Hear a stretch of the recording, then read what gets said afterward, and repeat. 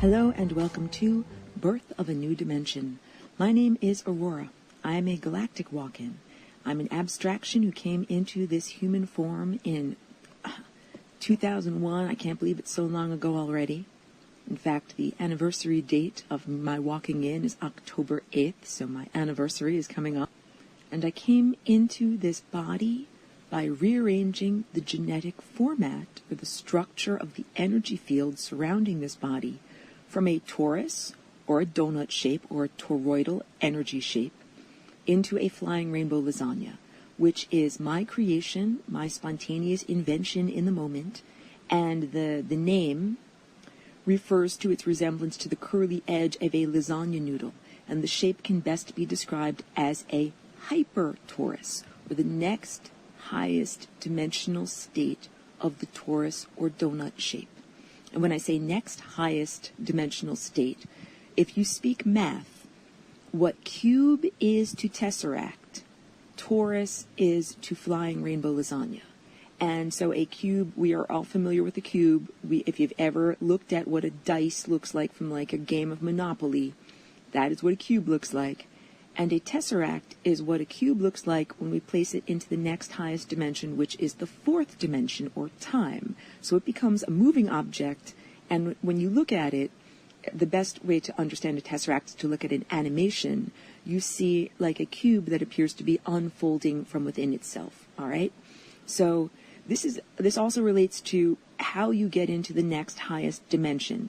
Each dimension is at a 90-degree angle or a right angle to the previous dimension. And when people come to my studio and I tell them about this, I say, the 0th dimension is a dot, and the first dimension is a line, and the second dimension is, well, I should rewind, hold on. The 0th dimension is a dot, and it requires 0 amount of information to describe the position of any particle or force or thing that is there, because everything is there. You do not have to say where the address of the letter is going. Send all of my mail to the 0th dimension, because I'm there along with everyone else. Every possibility, every probability, everything that has ever existed, everything that can ever exist, all overlaps at that incredibly super dense, special, magical place in space, time, and consciousness. And that is also the convergent point, or the center of the donut or the toroidal energy center. The torus is made of hoops or circles of energy that circulate from the source and return back to the source. So the source, or the singularity, or this convergent point, not only is the place that everything emanates from, it is the place that everything returns to. So this also refers to in consciousness and in time. The origins of our consciousness and the origins of time itself come from this convergence point and spread outward or emanate outward and eventually coalesce into matter. Matter is light that has the privilege of going slower than the speed of light. It's been slowed down. You and I presume my audience is comprised of organic, multicellular humans in the 3rd dimension experiencing the 4th dimension and higher. We have bodies that flow through time. And so wait, I don't want to get too far off of this. The 0th dimension is not 0 because it is less valuable than any other dimension. I think that's also a really interesting aspect of like consciousnesses that are coming out of this consumerism and capitalist society. When I tell them the 0th dimension, they think, oh, that's the thing that is worth nothing because it is 0. No. It is absolutely the most valuable thing that is in existence. It's the totality. It's everythingness. If you take one baby step at any degree, to the side of that dot, one baby step in any direction off of the surface of that dot, you have created the first dimension. And a first dimension is a line. You make a little bunch of dots hooked up together, and what you have is a line. So a line is the first dimension because it only requires one piece of information to describe the position of a point on the line. And if you take that line and you go 90 degrees to that line, we've all seen this picture in geometry. It looks like a T, like an angle. And then we have the second dimension. And that also, the analogy would be if you have fingers of a human hand And if you lay all of your fingers next to one another, like with your fingers straightened out, you've created a flat plane. Or imagine many pencils lined up parallel to one another on a flat desk or on a flat surface. You have created, the second dimension, a flat plane. And this requires two pieces of information, the x and the y, to describe the position of a point.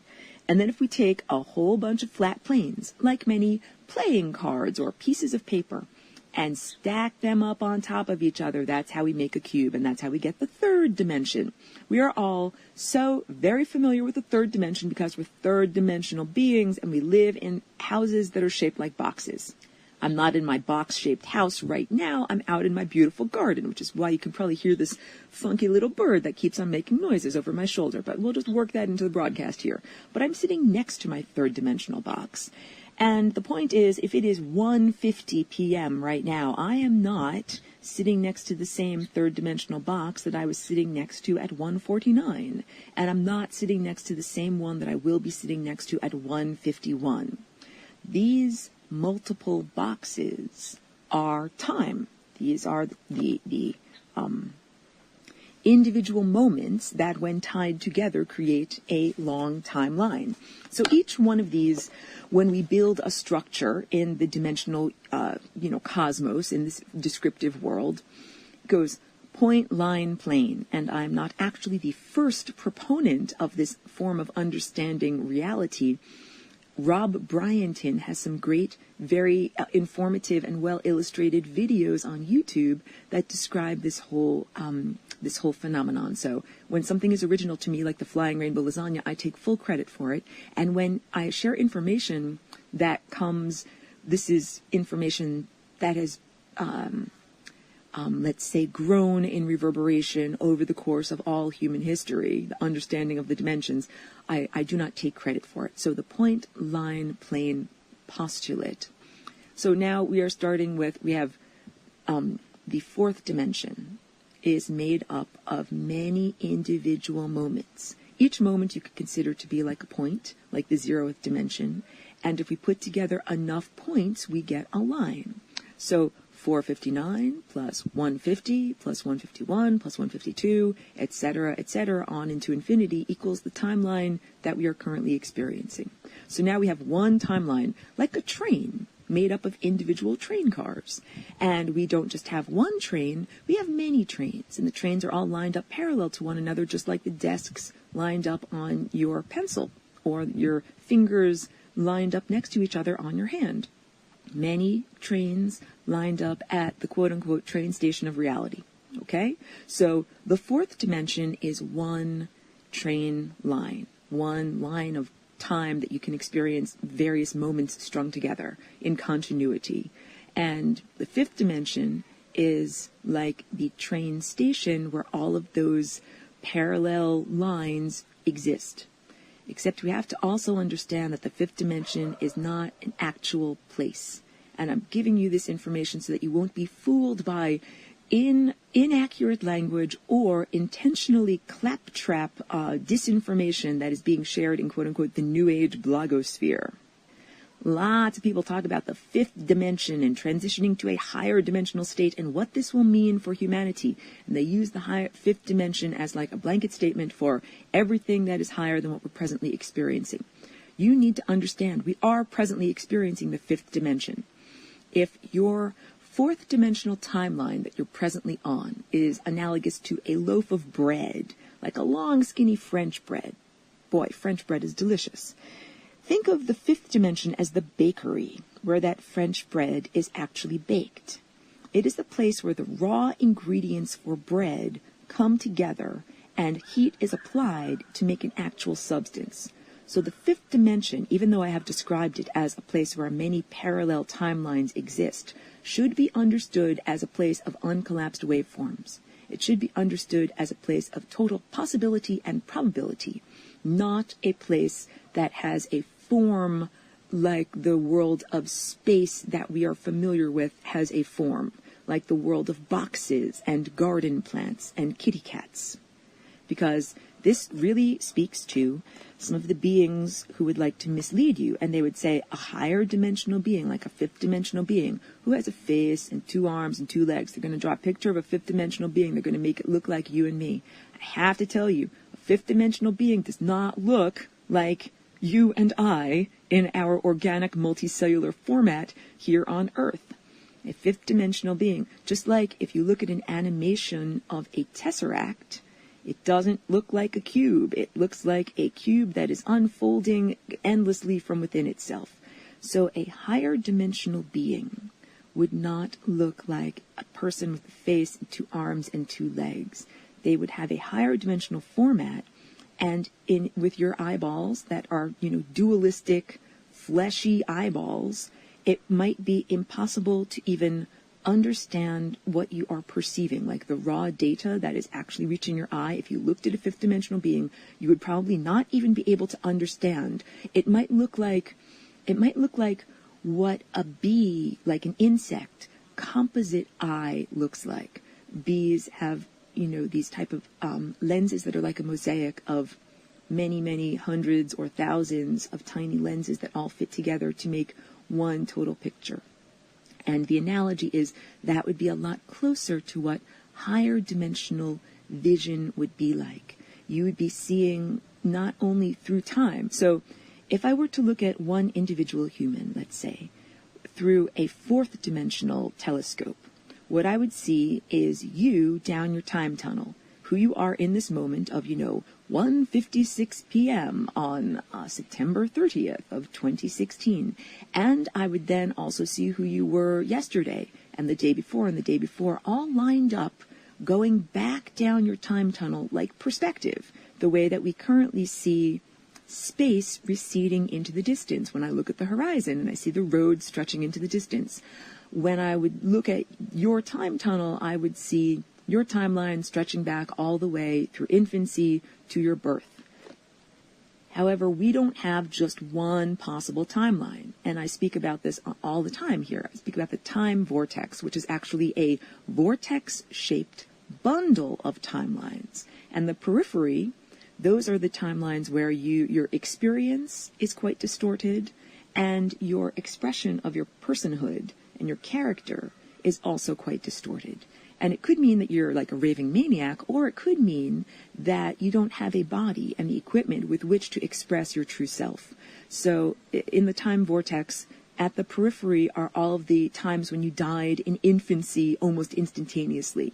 Not because you were a bad person, but because you didn't learn how to protect yourself from pathological organisms like tiny microorganisms, and they invaded your body soon after birth and you died.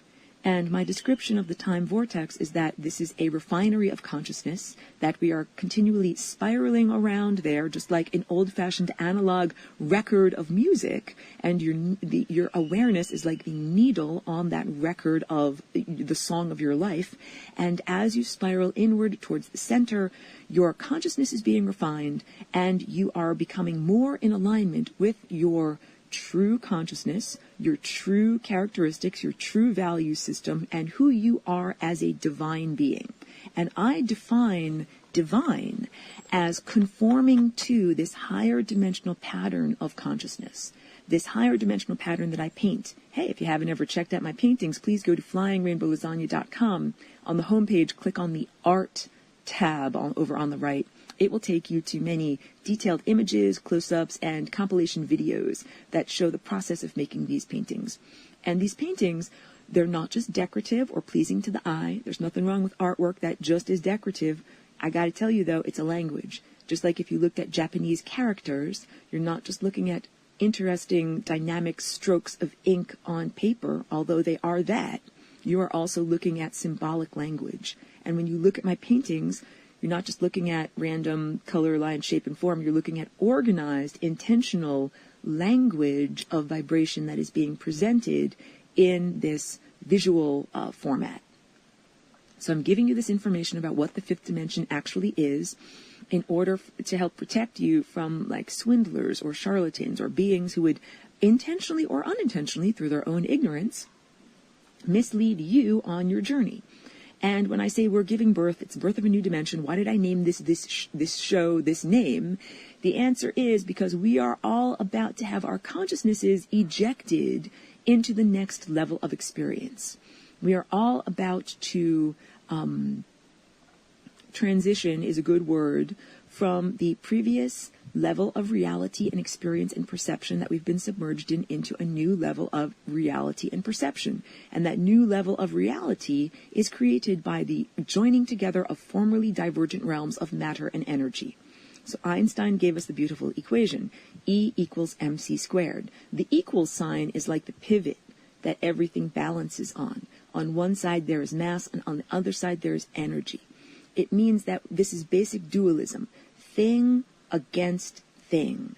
And we've been trained to understand our whole world as a set of dualities, self versus the world, right eye versus left eye, giving us our depth perception in the world, past versus future. All of these dualistic, something where you have two options, only two options. And this has been programmed in on a profound level. Reaching the next level of perception and experience, and how to get into the next highest dimension, has everything to do with resolving duality. And the flying rainbow lasagna shape is my invention that allows us to resolve duality. It's not just something like a tool that only applies to Earth or this time and place. It is a tool or an invention that is open source, and it applies to every time and every place. It's like once you invent something, it's not just invented for your little neighborhood. It's something that can be used on other planets or on other timelines or in other cosmoses. And this is profound and significant because it means we can finally bring together these areas that have been artificially separated for a long time, and we can heal the suffering that has occurred due to these artificial separations. So a lot of the suffering that we experience has to do with the nature of the ego and separation of self from the environment, or separating an individual from the context within which that individual is submerged. And we are all submerged in time. That's why I'm giving you this little dissertation about the 0th dimension up to the 5th dimension. It doesn't stop at the 5th dimension. It continues with point, line, plane. So I'm giving you the information that you need to protect yourself from charlatans who would tell you that a 5th dimensional being walks around on 2 legs and has, big giant face and can smile at you. It doesn't, and if it did, we wouldn't be able to perceive it in that format with our fleshy eyes, with our, perhaps with your higher dimensional perception faculty, you would be able to perceive a higher dimensional being. And when I spoke about the mosaic of vision, like the way that an insect's compound eye perceives, if you perceived a 5th dimensional being, you would not only perceive one timeline back to its infancy, you would perceive every timeline back to its infancy. Every single possible iteration that it has experienced or could experience or would or should experience up until this point. And each single one of those possibilities would occupy one position on the mosaic of those lenses. It would be looking at the totality. I also describe it like this. Instead of looking at a movie, like an old-fashioned film made out of individual frames of still photos that are tied together, imagine chopping up all of those still photos and laying it all out on one big giant flat table so that you could see every frame of the movie, starting with the upper left-hand corner, going all the way down to the lower right-hand corner where the very final titles roll and it says "The End." And seeing the entire movie laid out like that is like seeing, the 4th dimensional perspective. And when you look at the way the movie has been edited, well, it didn't always have this line. This part got voiced over. This part got taken out. Then you're beginning to see 5th dimensionally. When a 5th dimensional creature is perceiving time, they not only perceive the flow of the river of time as it is right now, they perceive it as it was when there was a rock that got dropped into the river that diverted the river. Then the rock got eroded away and the river now flows in this way. Or there was a giant storm and the river went outside of its banks and then it went back to normal. The 5th dimensional perspective is understanding that time is malleable, that time changes. So this is also, I'm going to save you a whole bunch of money on anybody who's ever going to give you some kind of reading about your future, like a tarot reading or crystal ball, whatever pendulum, whatever modality they are using, that the future is a set of possibilities and probabilities that have not yet been collapsed into a waveform.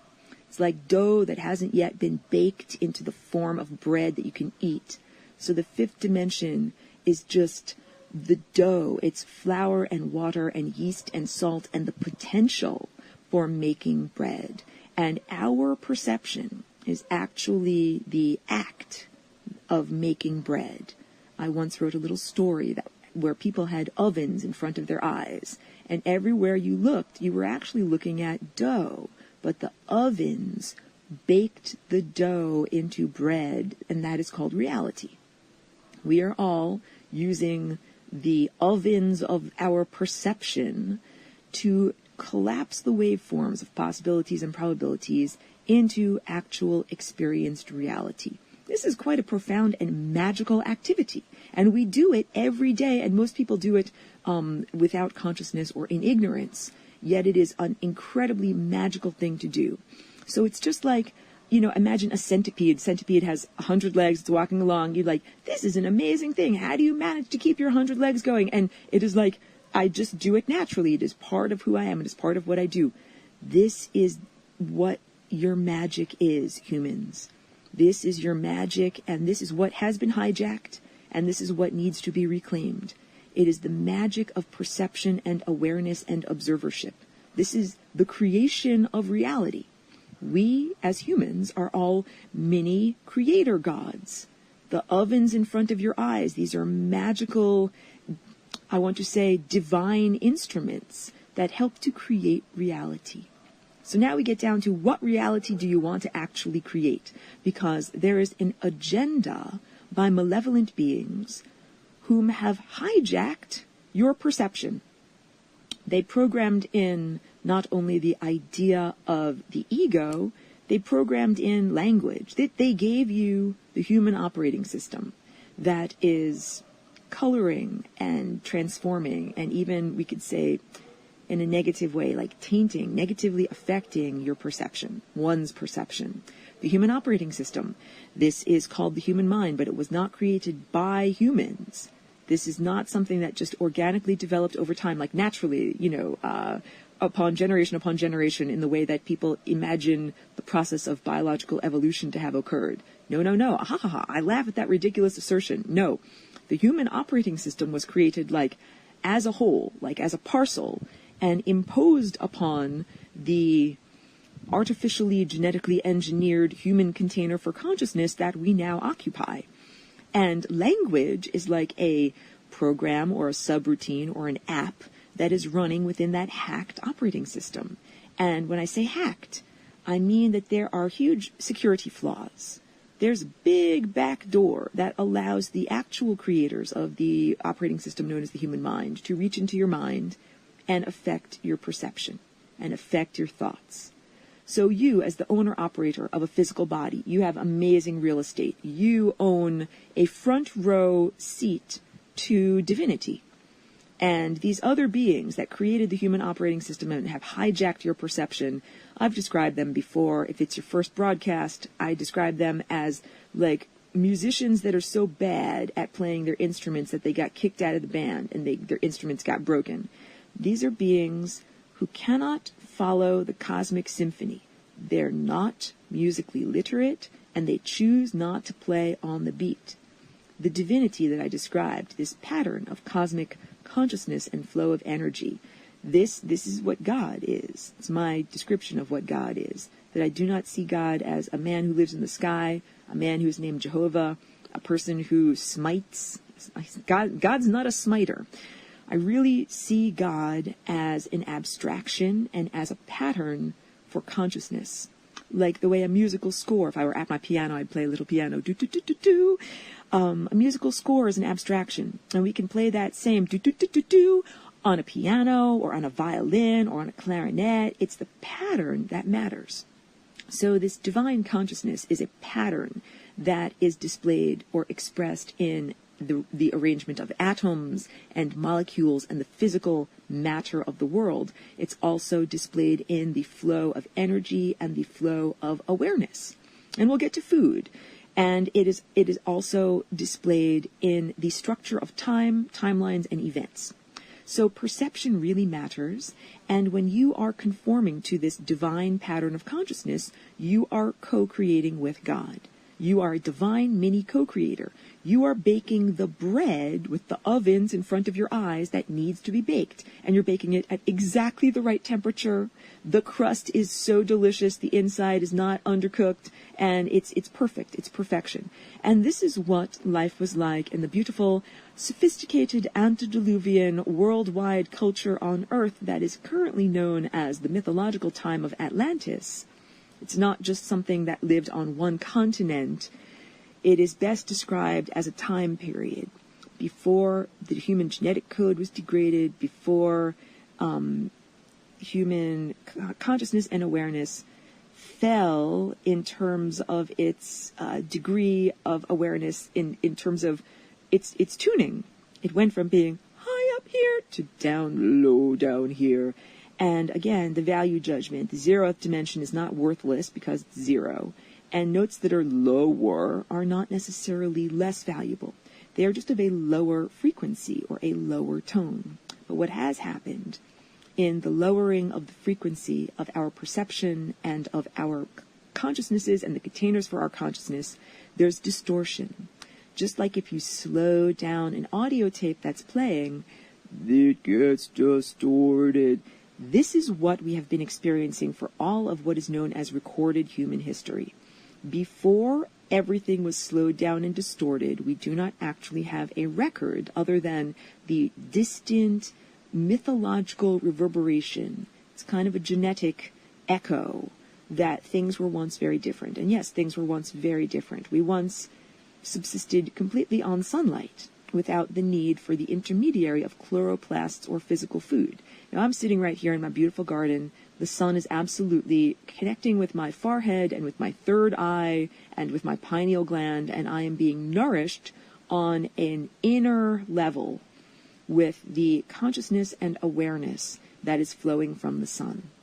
The sun, our nearest star, does not just emit heat and infrared light and the, energy that makes plants grow. It emits timelines and ideas and possibilities and probabilities. And when we get a new idea, that new idea or inspiration comes from the sun. Not just the sun, it comes from the stellar network. I'm going to talk about this now too. The stellar network is a network of consciousness, and it is a collaborative network. I have to say this because in this time and place, there are so many inner software programs or idea and value systems that have been innately programmed about competition and about survival of the fittest, and all of that is nonsense and just claptrap. I can't say it enough, that the idea of biological evolution and survival of the fittest from Charles Darwin comes out of the Victorian age and the value system of that age, where people were taught that if you work hard, God favors you and then you get to be rich, and if you don't have enough money or food, it's because you didn't work hard and God didn't favor you. And again, that is not my conception of God, and again, that level of moralism was highly spurious and allowed people to justify total social iniquity. Like people who lived in the gutter and never had anything clearly belonged there because they didn't please God. And those values were projected through the lens of Charles Darwin's anthropocentric, viewpoint onto the biological world, where he looked at insects and butterflies and moths and plants and pollen as being in competition with one another. Like they're all working within this Victorian capitalist mindset of profiteering and greed, and they're not. And now there's much better scientists like Bruce Lipton, who's an evolutionary biologist.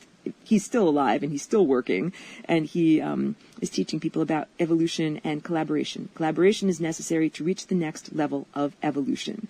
Birth of a new dimension. We are reaching the next level of evolution. It's not just of your biology. I am not saying that everyone is going to have a baby, and in the next generation your babies are going to have better genes, and they're all going to come out like X-Men mutants that have magical powers with laser beam eyes or, adamantium claws. No. I am saying that in this generation, with your present body, you can change and reformat your genes, and you can have your superhuman powers. I don't necessarily predict that you will get adamantium claws as your superpowers. I do predict that each one of us will be able to reach our full potential. And that potential is almost unimaginable to you in your present format, because in order to utilize these higher faculties, it requires much, much more energy than we can have from combustion, which is what eating regular food is all about. When you eat regular food, put it in your mouth parts, smash it up, stick it into the cauldron of your belly, you create, heat and caloric energy, as well as, you refine out the consciousness and the glucose feeds your brain. But what you're really doing is treating your body like an old-fashioned steam engine. Coal gets put into the furnace, and the furnace heats up water, and the water belches out steam, and the steam makes a piston go. And it also makes tons and tons of friction and heat and noise and pollution, like little carbon atoms, everything like that. This is like what your body is doing. You're exhaling carbon dioxide, you're using caloric energy, you're emitting infrared, you're creating free radicals within your body. I'm not saying that this is wrong or bad. I'm saying this is not an efficient way to run your body. And this inefficient use of the body is why the body begins to degrade so quickly. Our bodies were not designed to be, when you're a little kid under 10 years old, have tons of energy, can't sit still, run around all the time. And then a mere decade later, by the time you're 20 years old and, you're going to college or getting your first job, that you can't get out of bed without a cup of coffee in the morning. And then if we go 10 years after that, at age 30, according to the traditional social model of, how your body behaves, then, you got back pain, you got head pain, you need remedies, you need tonics, you need things to, you lose your energy. And then in a couple of more decades, that then you're so worn out that you can't do simple things like run or, do exercise or play. This is not how our bodies were designed. Our bodies were designed to last not a mere 100 years if you're lucky. And think about the 100-year-old people that you might have known. Very few of them are in the shape of running marathons. Many of them are sitting quietly, under a blanket. Even though I had a very lovely family member, my Aunt Sylvia, she's currently, in heaven. Her mind, her ego has gone to the other world. But she didn't sit quietly under a blanket even when she was 100 years old. But mostly you're not running a marathon when you're 100. And the reason for that is treating your body like an inefficient steam engine. And what we are actually supposed to do is use pure sunlight, the light of pure awareness, as our food and as our fuel. When I first came here into this body, again, I'm a walk-in, I'm an abstraction. And I come from a very different culture and a very different cultural value system, which is why when I look at the Victorian values and see that being portrayed as the biological realm, I'm shocked and horrified. I drop my opera glasses. Oh my goodness. No, but when I first came here into this physical form, I didn't know about food, and I kept on trying to just eat pure sunlight. And I didn't understand, for the first, couple of months or so that I was here, why my body felt so weak and uncomfortable and was getting smaller. I didn't understand about any of that because in my understanding, eating sunlight is the thing to do. I had to learn about food, and then I'm sharing this with you in order to share that we are in a state of transition, that although I wanted it or expected it to be an instantaneous light switch like turning on of the experience, I understand now that our biological containers, we need to be loving and accepting of our biological containers. You got to love your body. And the body has limitations of how fast it can transform. And that I'll tell you a little bit more about my experience of walking in. This body, the previous occupant was killed, was murdered, literally, by a psychic attack that created an anoxic, stroke-like event in their brain. That means lack of oxygen to areas of the brain. And when I, as abstraction, created the Flying Rainbow Lasagna oscillation and changed the format and the structure of the genes of this body so that I could come into it, in order for that to happen, the body had to be held together. Your consciousness and your ego, that narrative structure, is literally what holds together the individual cells of your body to work together like a company. Instead of everybody going off in their own anarchistic, individualistic direction, like, oh, I'm going to work for myself and be an individual entrepreneur, the ego and that narrative structure is what keeps all of these individual cells working together. And when that, individual sense of self leaves, that's like the company goes under, and all of the individual cells, they understand that they don't have a job anymore. They're like, leaving. You're getting your pink slip. You don't work there anymore. And there was a force field of grace, like a divine, you could think of it like a pattern that was placed on the cellular structure of this body to hold it together so that it wouldn't just immediately begin to decompose and, devolve, so that I could actually take the time that it took to rearrange the genes, which took not just days, but really years. And it was a long process of doing this restructuring. So miracles held the physical body together so that I could have the time to do the restructuring. And I use that understanding as a template for what is happening in our planet and what is happening with the totality of humanity, that it is not appropriate to have the expectation of an instantaneous light switch-like ascension or transformation of consciousness, that it is much more loving and gentle to understand that we're going through a transitionary period. Much as I would like to all eat pure sunlight instantaneously, we are in the transition where we're eating sunlight and eating physical food at the same time. And it is essential to understand that the physical food is like a program. It's like a program of solidified sunlight, of solidified consciousness. And when I got a beautiful apple tree down at the end of my driveway filled with these abundant apples, and I love to go down there, pick an apple and eat it. It was still warm and filled with life force energy off of that tree. And I understand that I am eating something that tree thought about all year. And it thought about that apple and the creation of that apple, and it thought about it in conjunction with the planet upon which it stands, and in conjunction with the sun and the stellar network. And I'm just trying to say the stellar network is collaborative. It's not like the sun is in competition with Arcturus or Betelgeuse or Aldebaran or any of these other big-name stars out there. All of the stars work together as nodes of consciousness. All of the stars have their own innate connection to divinity or to the zeroth dimension.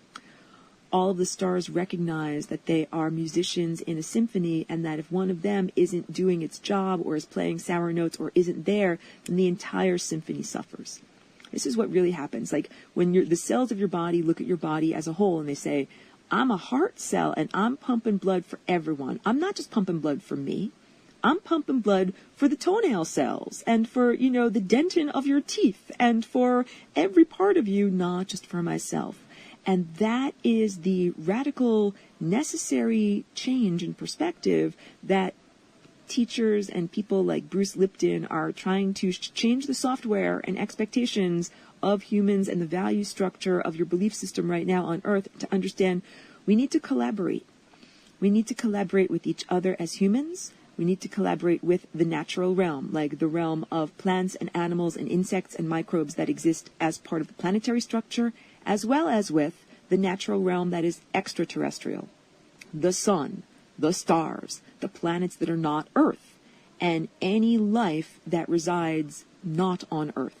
So this is an artificial distinction that was made, like the artificial distinction of ego versus the world, or past versus the future. The idea of making a distinction between the people that live on Earth and then any other intelligence that is anywhere else. And that some people do not even recognize intelligence that exists anywhere else or its possibility or probability. I can't even clutch my pearls or drop my opera glasses enough on how ridiculous that assertion is, because the sun itself, his self, herself, is consciousness and is aware. And every single star that you see in the sky, these are all points of awareness and points of consciousness. And the consciousness is massive. I'm trying to say it's not just a little bit of intelligence, it's giant, giant, giant amounts of intelligence, like flaming in the sky or emitting all of the ideas and possibilities and timelines and probabilities that we have. This is all coming from the stellar network. So this transition with food, part of it is changing our understanding of what food is. And when you really understand that the sun and the earth collaborated to think about an apple all year long until that apple actually was manifested, and I could actually go down there and pluck it off of the tree and put it in the actual belly of my physical body, you begin to understand it's a miracle. This is something divine that is happening. And all of our food is that profoundly divine. I keep using that word of how deep our connection is. Most people just eat unconsciously. Most people do not think about where their food comes from. And right now we live in a world where food quality has been degraded so that it does not contain these deep levels of awareness. That's the idea behind genetically modifying food and ingredients. Taking the genetic structure which contains natural intelligence, that divine pattern of consciousness, and degrading it so that instead of eating food that is intelligence-based, you're eating food that is anti-intelligence. And when food is outside, when it grows naturally, when it is exposed to the challenges, like that it has to have an immune system to keep pests away, and that it has to grow a strong stem in response to the wind, trying to blow it over, and all the things, that's intelligent food. Like a fresh tomato that was grown outside, it had to learn how to be a tomato. And it's very different than like a hydroponically grown tomato that is grown under artificial conditions where it didn't have to learn to be a tomato. And that's even different than a genetically modified tomato that was not only grown hydroponically under artificial conditions, but that also has been degraded in the basic narrative structure of what it is. So birth of a new dimension. We are at this cusp. We are at this crowning moment of birth, like in the crowning of a physical birth. That is when the baby's head is just emerging into reality. And this is what we are all experiencing now. We are experiencing the coming together of these two formerly divergent realms, spirit and matter, and terrestrial intelligence and extraterrestrial intelligence. And extraterrestrial intelligence, we should define this, if we're impeccable, anything that is not terrestrial. This not only means beings that live on other planets, beings that live on other stars, beings that occupy other formats or other dimensional formats. And now we're starting to understand the idea of a fifth dimensional being and higher. But the fifth dimensional beings, their consciousnesses are intertwined with Earth consciousness at our level of density. We begin to see the continuum of consciousness, like octaves on my piano. The lower notes, the denser notes, the higher notes, and they all are tied together.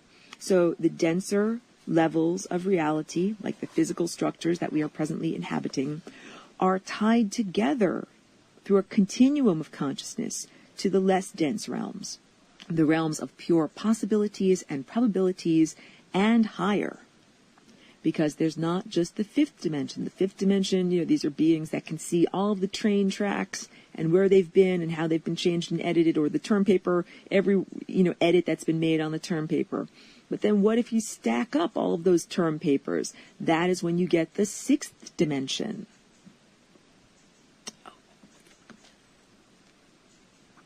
So if time is like a tapestry, and the fifth dimension is like one, layer of a tapestry or fabric, with embroidery on the top and the bottom, the sixth dimension would be if we stacked up many layers of the time tapestry, all embroidered on the top and the bottom with different time loops.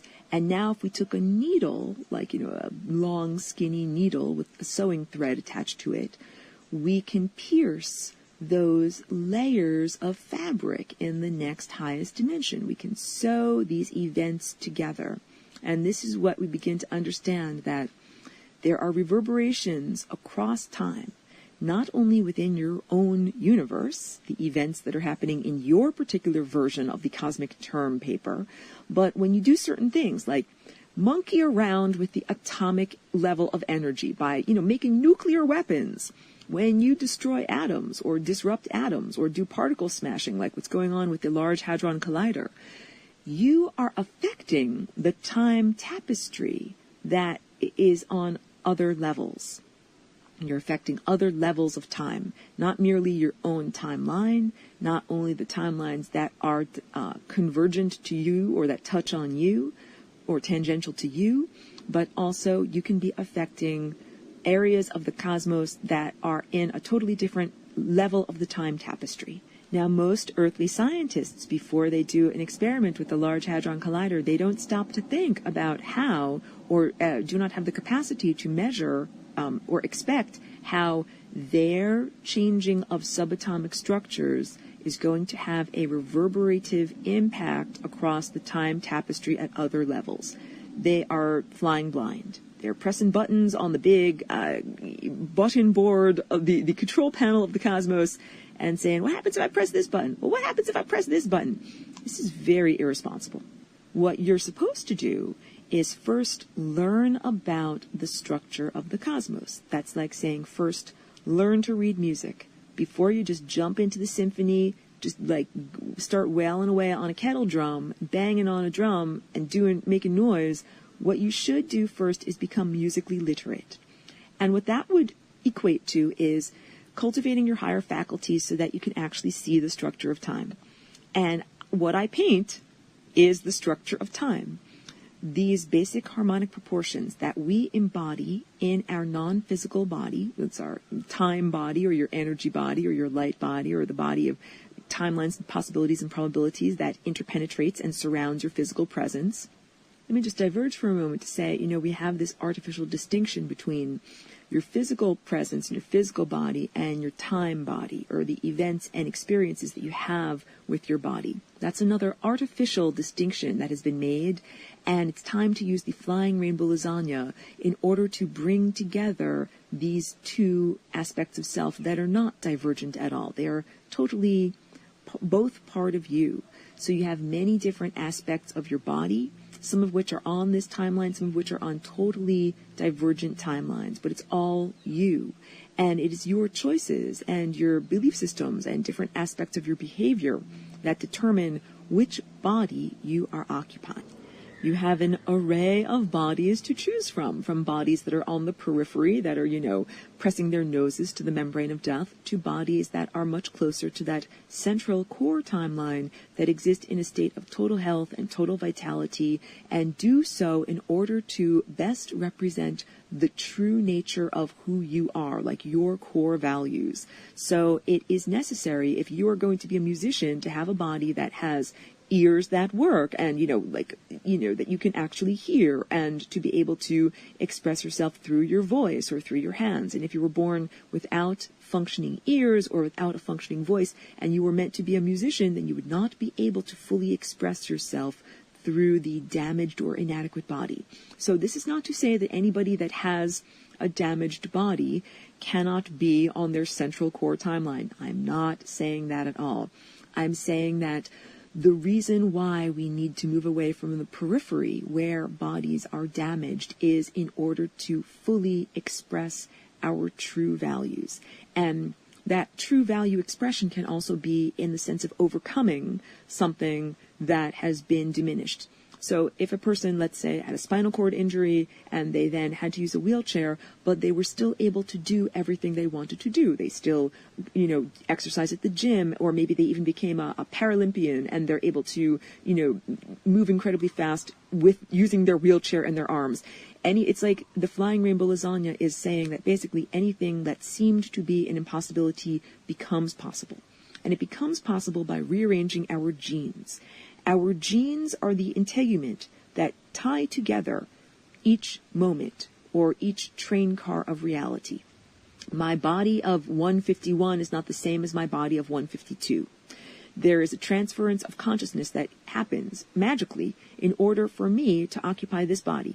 For me to be in this body, as opposed to the body that I was occupying at the very beginning of this broadcast 49 minutes ago, I had to transfer my consciousness more than 49 times. We're working at the Planck length here, moment to moment, the tiniest sliver of measurable time that we can possibly imagine. And the mechanism for doing that transferring of consciousness has to do with our DNA. It has to do with our genes. So in the phenomenon of watching a film, an old-fashioned film strip, not like a digital film or a video that has a different refresh rate on your screen, old-fashioned film, it works according to the visual phenomenon known as persistence of vision. And this is, we understand in a film we are looking at individual still frame photographs.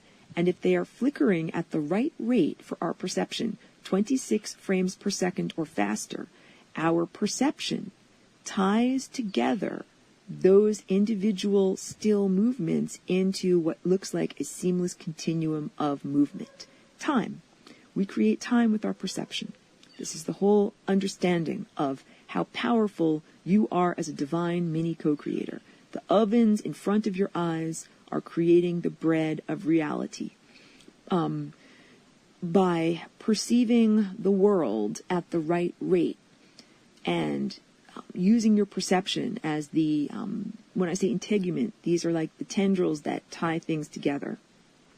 You are tying together moment to moment. And the structure that, the anatomical structure that allows us to do this, to perform this task, it's our genes. It's your DNA dancing on a subcellular level. Dancing and whirling and twirling and being spliced and being unspliced. Your genes are not static. Your genes are constantly in motion.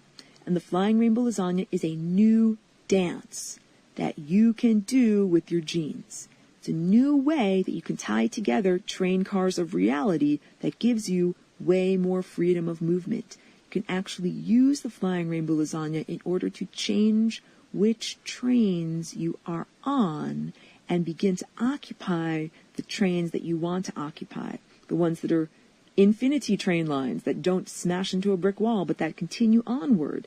And that, when I say birth of a new dimension, we are giving birth to this new dimension that allows us to have more train track, because our train track in the physical realm, as it is over. The physical realm, separated from the realm of, let's say, emotions or spirit or consciousness, that divergent realm doesn't have a chance. That we cannot continue onward on that track because there is no there. In order for us to continue onward, we need to find a train track that actually exists. And the train track that actually exists is the collaborative path. It is the one where spirit and matter now begin to collaborate. So we're talking about extraterrestrial structures here. There are extraterrestrials who are absolutely made of spirit. They are less dense beings. They don't have physical bodies.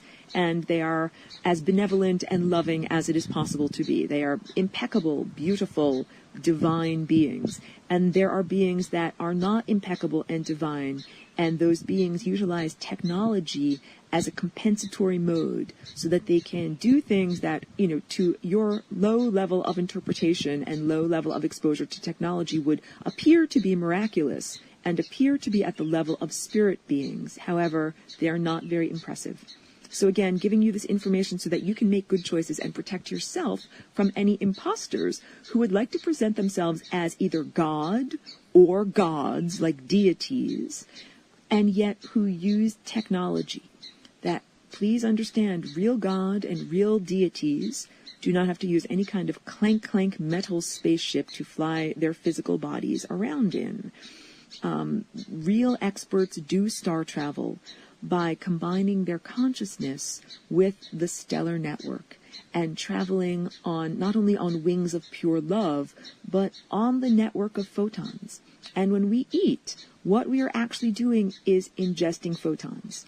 These beautiful teachers from the stellar network are coming inside of us and into our body to teach us and give us ideas and help us and uplift us.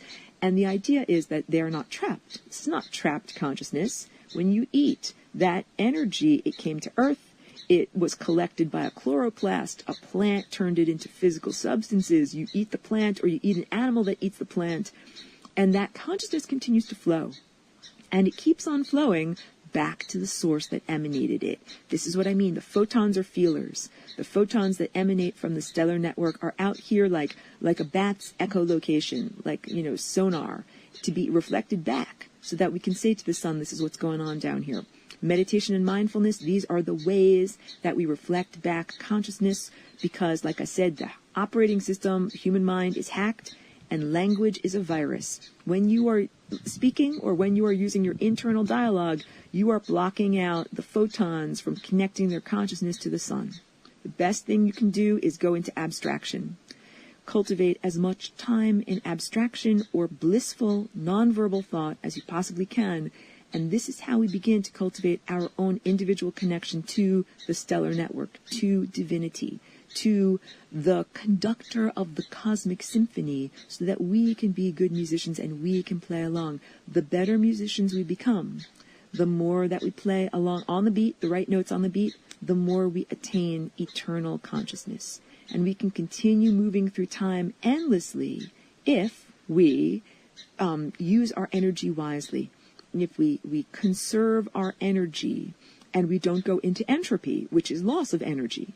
So all of this, I do these broadcasts in order to give people hope and nourishment, like lasagna that you can eat, and so that we can support each other and give strength to each other as we are going through this incredibly difficult and challenging time. We are under great duress. That's what birth is like, and we are all helping one another. So thank you so much, and please continue to tune in as we give birth.